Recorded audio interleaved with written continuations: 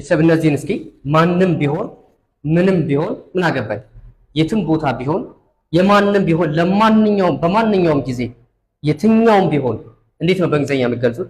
ወለው ያደርጋችሁ መጀመሪያ ግን እቺ ነገር ፍርልኝ ኤቨር ምትል ተርም ማለት ኤቨር ነው የምንጨምርበት። ስለዚህ የመጀመሪያው ማንም ቢሆን ማን ስትሉ መጀመሪያ whoever it is ስትሉ ማንም ቢሆን ያላችሁ።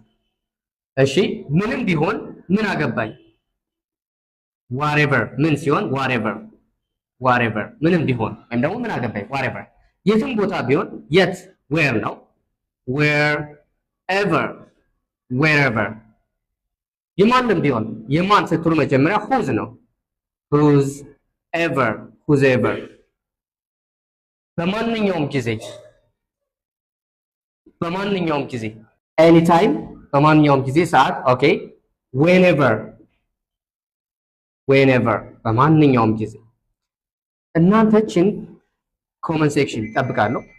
የትኛውም ቢሆን ስታማርጡ ከሁለት ነገር የትኛውም ቢሆን ስትሉ በእንግሊዘኛ ምን ትላላችሁ? ኮመንት ሴክሽን። ቴንክ ዩ